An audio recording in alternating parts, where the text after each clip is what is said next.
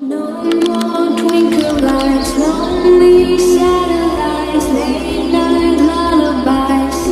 It's the world falling. No more turtle dove, no more secret love, no love from above. It's the world falling down, down, down, falling down, down, down. But I feel only love.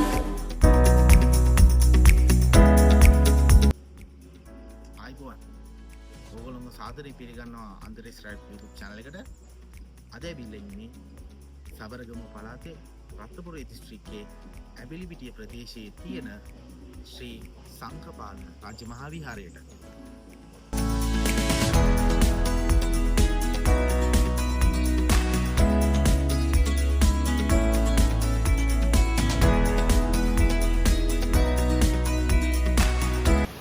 දැන් මේ විහාරස්ථානයේ ක්‍රිස්තුපූර්ව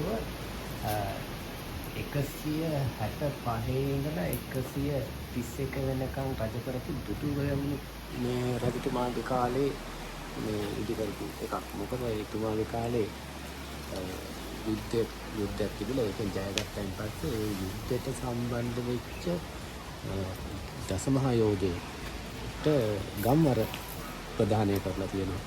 එතකොට මේ මොනරාගල ප්‍රදේශයෙන් ආපු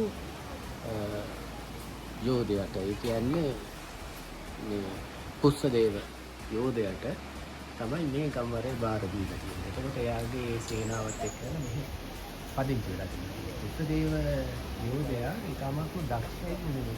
හත්ගෙඩි පිටින්දයි දුනු විතල ඉතින් ඒ යෝධයාට මේක බාර දුන්නාම එයාගේ සේනාවත් එක්ක ඇවිල්ලා මෙහි පදිංචි වෙලා තියෙනවා. නමුත් කස්පදේව යෝධයාට දැන් මේ ගම්වර ලැබුණට එයාගේ පිටුරත් එක්ක ඇවිල්ලා මෙහි පදිංචි වුණාට පසු කාලෙම එයා ගොඩක් කලකිරීමක් ඇති වුණා. මොකද යුද්ධෙදී ගොඩක් මිනිස්සුන්ගේ ජීවිත හානි වුණා, දේපල හානි වුණා. ඒ නිසා එයා යුද්ධෙන් ජයගත්තත් ඒ පිළිබඳව ලොකු කලකිරීමක් ඇති කරගෙන තමයි හිටියේ. පස්සේ එතුමා මේ සීරණය කරගෙන මහාන භාවයට මහාන වුණා.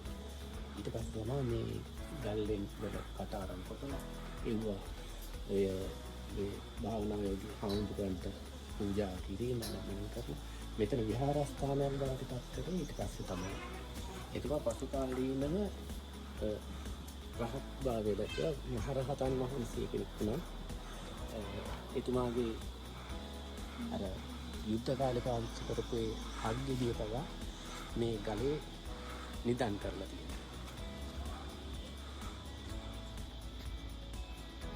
මේ ගලේ තමයි පුස්පදේව දස්මහා යෝධයාගේ හත්ගෙඩිය නිදන් කරලා තියෙන. ඒ පසුව උන්වහන්සේ රහත් භාවයට ලැබුවා.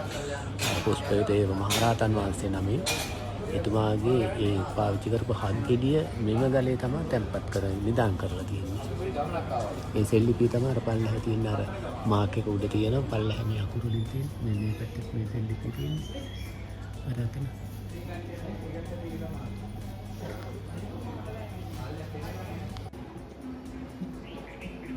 අපුල් පැහැදිලි නෑ බොහොම ලාවට පේනවා. මේ තියෙන සෙල්ලිපිය මේ බ්‍රාහ්මණ අක්ෂර වලින් තියෙන මේ සෙල්ලිපිය තමයි.